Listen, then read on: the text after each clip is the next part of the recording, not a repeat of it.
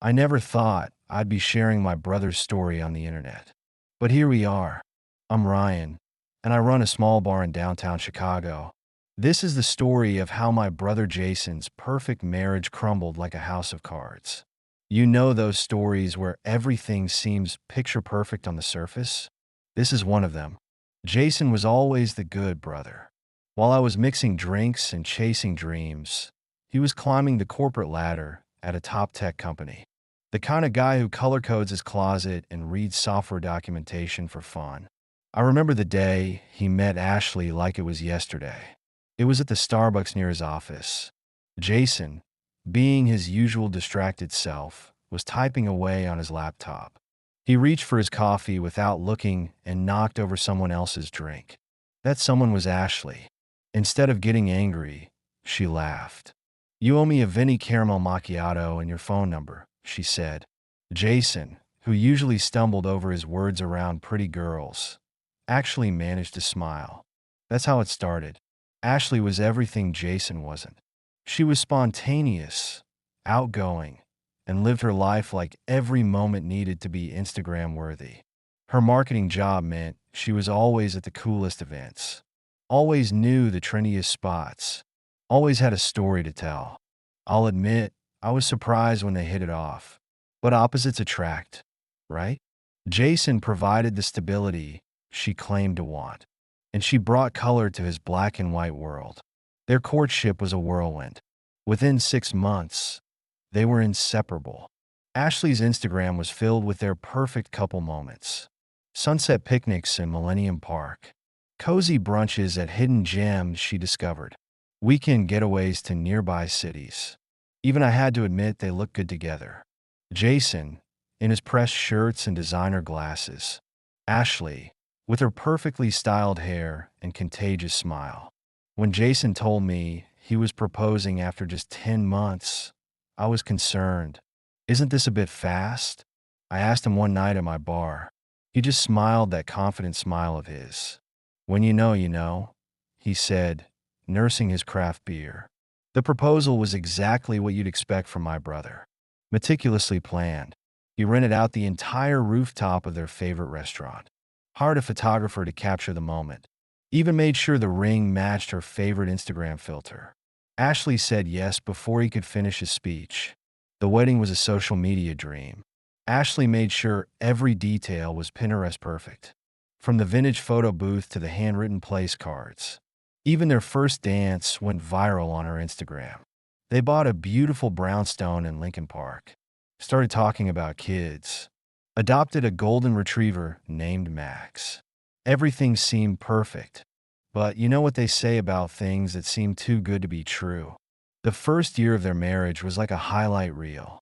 Harmonic date nights, surprise weekend getaways, couples game nights with friends.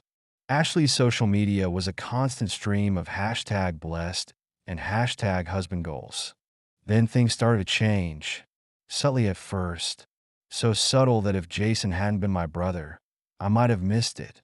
It started with Ashley's new job at a bigger marketing firm. Better pay, better title, better everything. She was thrilled. Jason was supportive. But that's when I first noticed the shift. Ashley's Instagram posts changed. Fewer couples photos, more solo shots at work events, more group pictures with her new colleagues. And then there was Mike. Mike from sales. Mike with the perfect teeth and the CrossFit body. Mike who always seemed to be in Ashley's Instagram stories. "Just a colleague," she'd say when anyone asked. Jason didn't seem worried. Ashley's always been social, he'd tell me during our weekly beer sessions.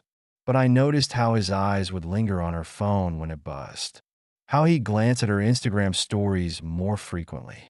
The late night work meetings started becoming more common. Ashley would come home later and later, always with the same excuse: big project deadline. Jason started spending more time at my bar, not drinking much, just sitting there lost in thought. I knew something was eating at him, but my brother was never good at confrontation. Then came the company holiday party.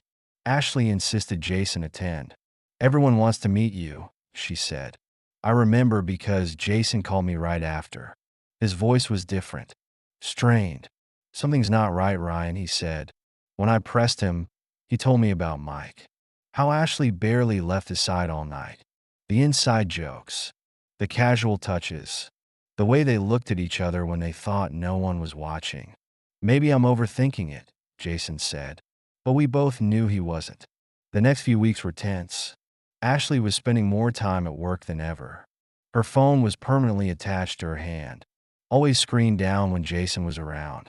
I watched my brother struggle with his suspicions. He'd never been the jealous type, never wanted to be that guy who checked his wife's phone. But doubt is a powerful thing. It eats at you, changes you. One night, Ashley left her laptop open while she took a shower. Her Facebook Messenger was up. Jason didn't mean to look, but a message notification from Mike popped up. "Miss you already. Today's meeting was torture sitting so far from you." Jason felt his world tilt, but he didn't confront her. Not yet. Instead, he started paying more attention. Noticed how Ashley would step outside to take calls, how she'd angle her phone away when texting, how she'd get defensive if he asked about her day. Then came the conversation that changed everything. It was a Friday night. They'd just finished dinner at home. Ashley had been quiet all evening.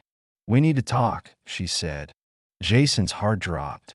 But what came next was worse than anything he'd imagined. Ashley started talking about modern relationships, about how traditional marriage was outdated, how she'd been reading about ethical non-monogamy. Jason sat there, stunned, as his wife explained how she wanted to open up their marriage. "It's not about love," she insisted.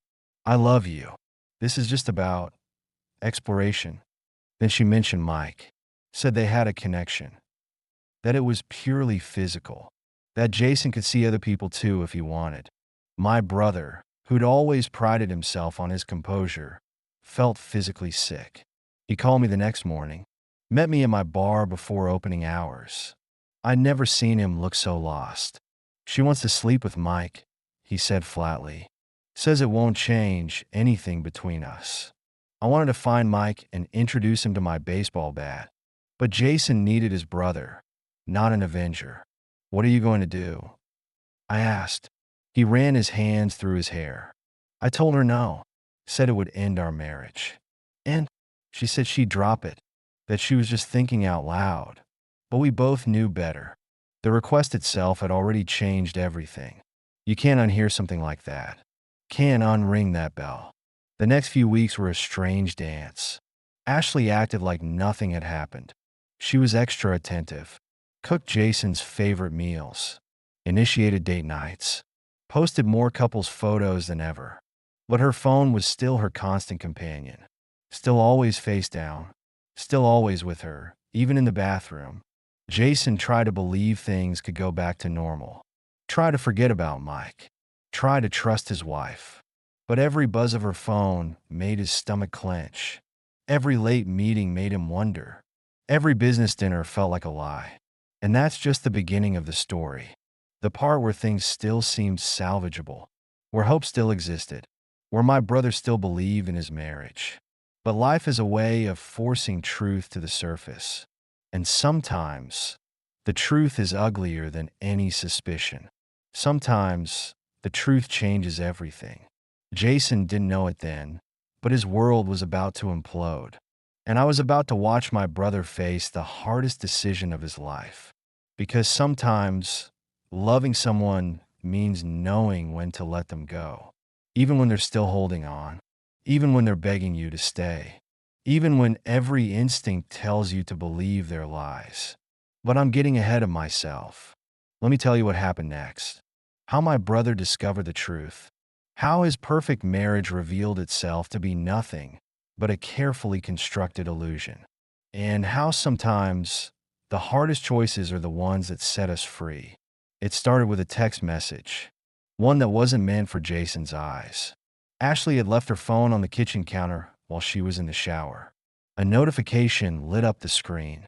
From Mike, "Can't wait for tomorrow's lunch meeting," winking face. Jason stood there, staring at those words. That winking emoji mocked him. He knew he shouldn't.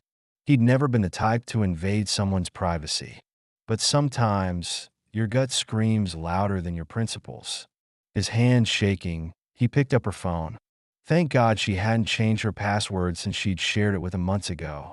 What he found made him physically ill. Hundreds of messages between her and Mike. Photos that no married woman should be sending to another man. Plans for their meetings. Details of moments stolen in empty conference rooms. Lies carefully crafted to tell Jason. I remember the call I got that night. Ryan, I need you to come over. His voice was hollow. When I arrived, he was sitting in the dark. Her phone was on the coffee table. Read it, he said. I did, and I felt rage build inside me.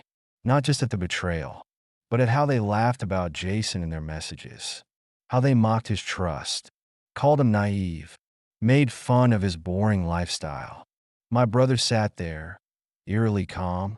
What do I do? He asked. I wanted to tell him to pack her bags, throw them on the lawn, make a scene, but I knew my brother. He needed to handle this his way. Document everything, I said instead. Screenshot it all. He nodded, already ahead of me. When Ashley came downstairs, hair still wet from her shower, Jason acted normal, kissed her goodnight, told her he loved her. She said it back. The lies came so easily to her now. The next day, Jason called in sick to work. We met with a lawyer, a friend of mine who specialized in divorces. Evidence is everything, she told us. Jason had plenty, but he wasn't ready to file yet. He needed to hear Ashley admit it, needed to give her one last chance to come clean. That night, he waited for her to come home. She was late, as usual. Working dinner, she'd texted, but her Instagram story showed her and Mike at a bar. When she walked in, Jason was sitting in the living room. Her phone screenshots displayed on their TV through Chromecast. Ashley froze in the doorway. Care to explain? Jason's voice was steady.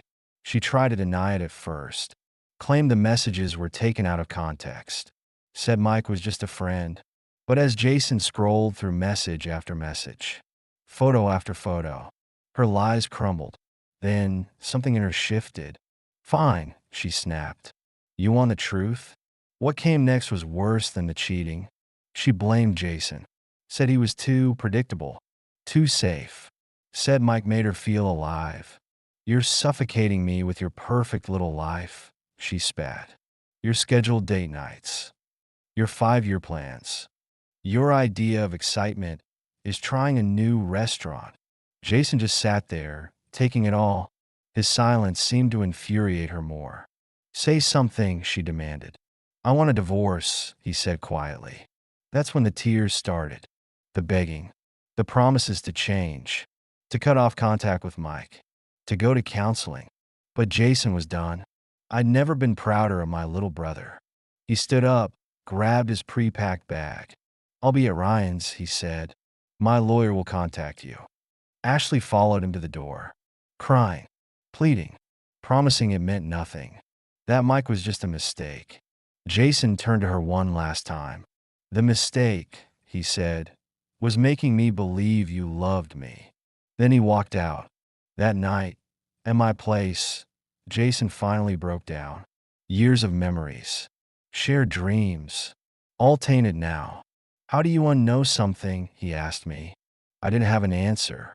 The next few days were a blur. Ashley's calls and texts were endless.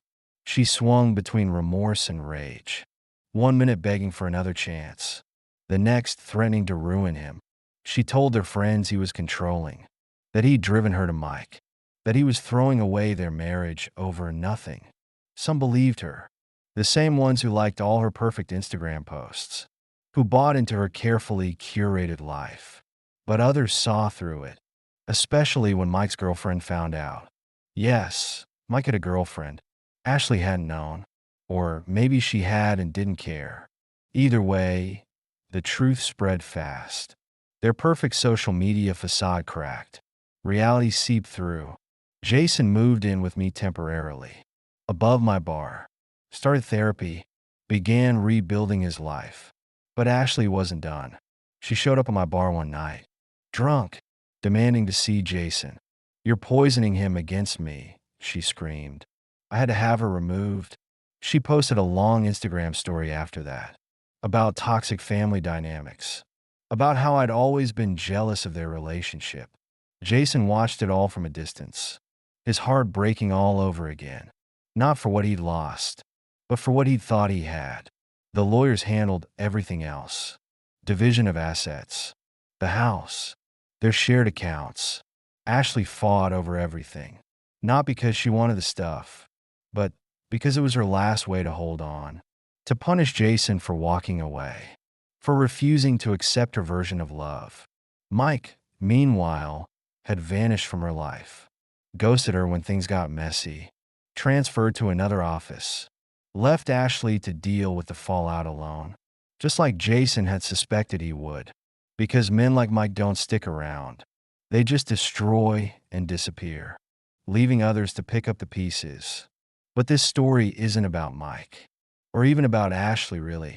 It's about my brother, about how sometimes the strongest thing you can do is walk away from someone you love when they prove they never really loved you back. The divorce proceedings dragged on for months, each day revealing new lies, new betrayals, new versions of their shared history.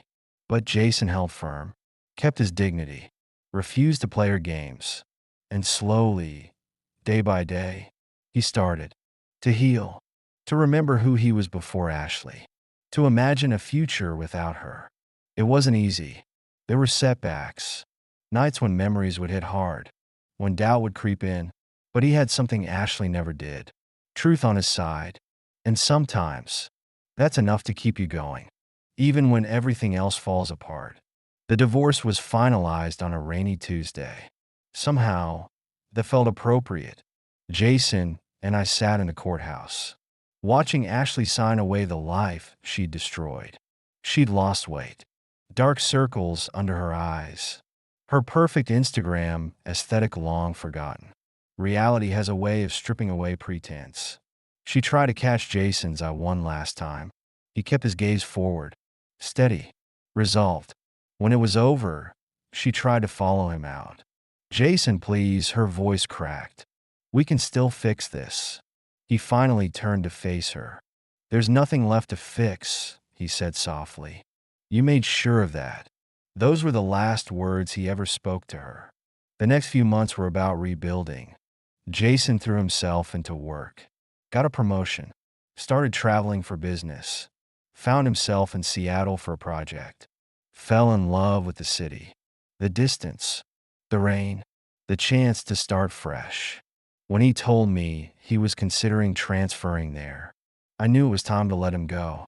"You sure about this?" I asked. He looked more at peace than he had in months. "I need this, Ryan," he said. "A place without memories of her." I understood. Chicago had become a city of ghosts for him. Every street corner held a memory, every restaurant a reminder. Seattle offered something Ashley never could: freedom. Meanwhile, Ashley's life took its own turns. Mike predictably never came back. Her perfect social media life crumbled. The friends who believed her lies drifted away. She tried dating apps, posted about living her best life, but the sparkle was gone. Reality had finally caught up. One night, about 6 months after the divorce, she came to my bar again, sober this time. "How is he?" she asked quietly. "Happy," I replied. She nodded, tears in her eyes. "I really did love him," she whispered. "No," I said, "you love the idea of him, the stability, the security, but you never loved Jason." She didn't argue, just finished her drink and left. I never saw her again. Jason's move to Seattle marked a new chapter. He bought a house overlooking Puget Sound, adopted another dog, started hiking on weekends. His Instagram stayed private. His life, finally his own. He called me one evening, about a year after the move. "I met someone," he said. My heart skipped. "Yeah, she's different," he said. "A pediatric surgeon. Loves rainy days and quiet nights in. No social media presence." I smiled at that last part. "You happy?" I asked. Getting there, he replied. And he was. Sarah, the surgeon, was everything Ashley wasn't. Genuine, kind, content with life's simple moments. They took things slow, built trust gradually, created something real. I flew out to Seattle to meet her. Watched how she looked at my brother. Not like he was a prize to be won, or a status to be achieved, but like he was simply Jason. And that was enough. 2 years after the divorce, Ashley's name rarely comes up. She's moved to Los Angeles, still chasing that perfect life, still posting carefully curated moments. But Jason doesn't check anymore. Doesn't need to. He's learned the difference between real and staged happiness, between love and convenience, between trust and manipulation. Last week, he called me with news. He's proposing to Sarah. No elaborate plans this time. No photographer hiding in the bushes. Just two people who love each other, building a life based on truth. Sometimes I think about how things worked out, how betrayal led to freedom, how loss led to gain, how my brother's worst moment led to his best life. There's a lesson here about trust, about self-worth, about the courage to walk away. But mostly, it's about being real in a world of filters, about choosing truth over comfort, about recognizing that sometimes the end of one story is just the beginning of a better one. Jason and Sarah are getting married next spring. A small ceremony by the water. No hashtags, no photo ops, just love. Real, honest, unfiltered love. And maybe that's the biggest lesson of all. That true happiness doesn't need an audience. It just needs to be true. As for me, I still run my bar in Chicago, still serve drinks and listen to stories, still believe in love.